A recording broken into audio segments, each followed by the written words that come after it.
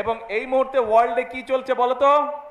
World cup চলছে। কে কে দেখো world cup রাত্রেবেলায়? বড়রা তো দেখেনি, আমি ছোটদের জিজ্ঞেস করেছি। তোমরা দেখো ওয়ার্ল্ড কাপ? তাহলে স্কুলে যাও কখন? স্কুল ফাঁকে দাও শিওর। শুধু খেললেও হবে না, একই সাথে কালচারাল অ্যাক্টিভিটিস, ইনোভেটিভ অ্যাক্টিভিটিস সব আমাদেরকে বজায় রাখতে হবে, ঠিক আছে? বাংলাদেশকে একটা স্ট্রং বাংলাদেশ হিসেবে গড়ে তুলতে হবে। ছোট বন্ধুরা, তোমরা কি আমার কথা শুনতে পাচ্ছ? তো কোনো সাড়া শব্দ নাই কেন তোমাদের? আমি তো বুঝতেই পারছি না তোমরা শুনতে পাচ্ছ কিনা। এখন বলো, কেমন লাগলো খেলা দেখতে? আর এই মাঠে ফুটবল খেলতে কেমন লাগলো?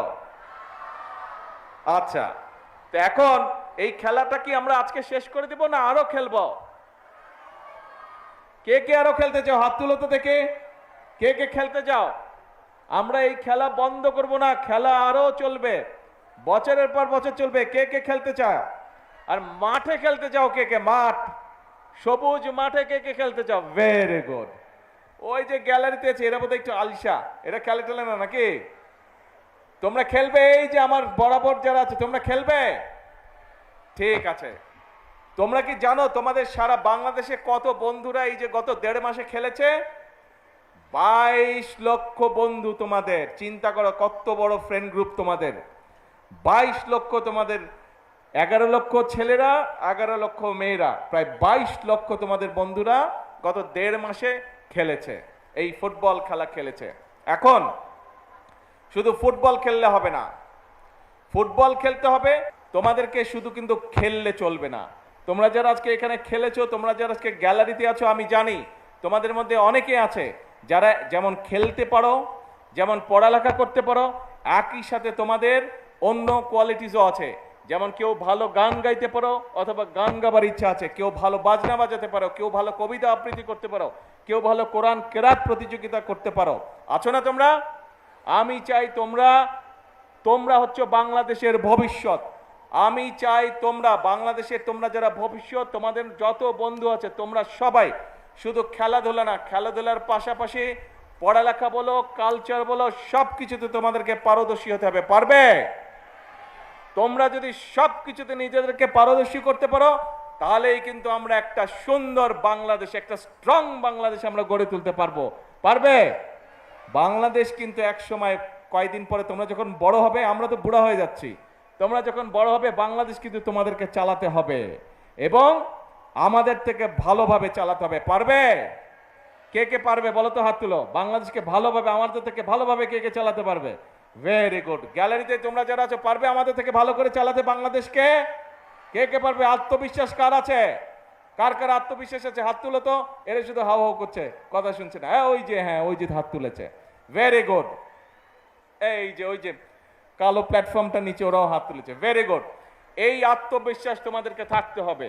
আজকে ওয়ার্ল্ড কাপ হচ্ছে, যে ফুটবল ওয়ার্ল্ড কাপ হচ্ছে, এখানে রোনালদো খেলছে, এখানে মেসি খেলছে, এখানে এমবাপ্পে খেলছে, কিন্তু তোমাদের মধ্যে থেকে এরকম খেলোয়াড় তৈরি হতে হবে।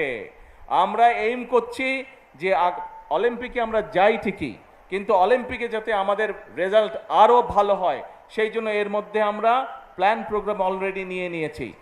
ছোট বন্ধুরা, তোমাদের মধ্যে নিশ্চয়ই এখানে অনেকে আছে যারা নতুন কুড়ি স্পোর্টসেও তোমরা নাম লিখিয়েছো, নিশ্চয়ই অনেকে আছো এখানে কেউ নতুন করে স্পোর্টসে? এই যে হাত তুলেছে নতুন। Very good.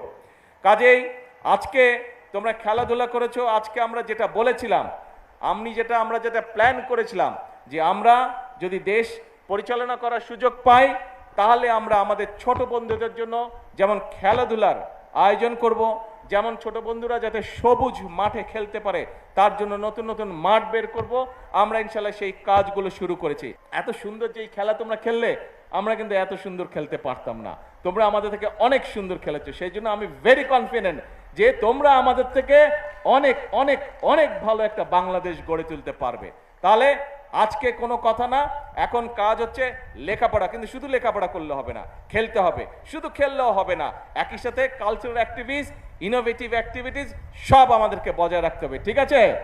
ঠিক আছে? কথা বোঝা গেছে? Very good. তাহলে এখন আসো, এই যে 1.5 মাস ধরে যে তোমরা খেললে, আজকে এখানে যারা জিতেছে, যারা রানার্স আপ হয়েছে, আমাদের তো তাদেরকে একটু কংগ্রেচুলেট করতে হবে। তবে আমি কংগ্রেচুলেট করতে চাই শুধু আজকের যারা উইন করেছে তাদেরকে না, শুধু যারা রানার্স আপ হয়েছে তাদেরকে না, আমি কংগ্রেচ করতে চাই পুরা যে 22 লক্ষ ছেলে মেয়ে যারা খেলেছে প্রত্যেকটা খেলোয়াড়কে আমি কংগ্রেচুলেট করতে চাই। এবং আমি একই সাথে আমি শুভেচ্ছা, ধন্যবাদ এবং কংগ্রেচুলেট করতে চাই স্কুলের টিচার যারা তাদেরকে সহযোগিতা করেছে, অভিভাবক যারা বাচ্চাগুলোকে তাদের সন্তানদেরকে উৎসাহ দিয়েছে, সহযোগিতা করেছে, টিচার এবং অভিভাবক তাদের সকলকে আমি আন্তরিকভাবে তাদেরকে শুভেচ্ছা জানাতে চাই। তাহলে আজকে এই পর্যন্ত বক্তব্য লম্বা হবে না, কিন্তু খেলা ছেড়ে দিলে হবে না।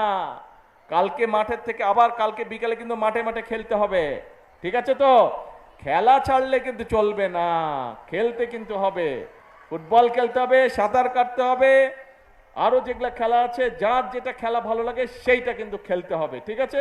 আর তোমাদের মধ্যে ওই যে একটু আগে বললাম যে গান করতে চায়, যে মিউজিক ইনস্ট্রুমেন্ট বাজাতে চায়, যে রং করতে চায়, যে ছবি আঁকতে চায়, যে ক্রাফট প্রতিযোগিতা করতে চায়, সবগুলোর ব্যবস্থা ইনশাল্লাহ আমরা করব। কাজেই তোমাদের কোনো ভয় নাই, তোমাদেরকে কনফিডেন্ট বাচ্চা হিসেবে, কনফিডেন্ট মানুষ হিসেবে তোমাদেরকে বেড়ে উঠতে হবে।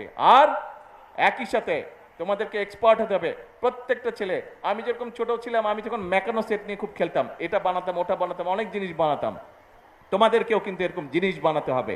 তোমাদের প্রত্যেকের মাথায় অনেক বুদ্ধি, কাজেই তোমাদের বিভিন্ন জনকে সেটারও আমরা ব্যবস্থা করব। এই যে কয়দিন পরে এই ঢাকা জেলার হয়ে গেল, সারা বাংলাদেশ হয়েছে, কয়দিন পরে ঢাকায় চীন মৈত্রীতে একটা অনুষ্ঠান হবে, ইনোভেশন একটা প্রোগ্রাম হবে। তোমাদের মতনই সব ছোট ছোট বন্ধুরা ওখানে পার্টিসিপেট করবে। কাজেই তোমাদেরকে ইনোভেশনের মধ্যে আসতে হবে। সোজা হিসাব, বাংলাদেশকে একটা স্ট্রং বাংলাদেশ হিসেবে গড়ে তুলতে হবে, বাংলাদেশকে একটা ফেমাস কান্ট্রি হিসেবে গড়ে তুলতে হবে। এটা করতে হবে কাদেরকে? তোমাদেরকে করতে হবে। কেন? কারণ এটা তোমাদের ভবিষ্যৎ, কারণ এটা তোমাদের বাংলাদেশ।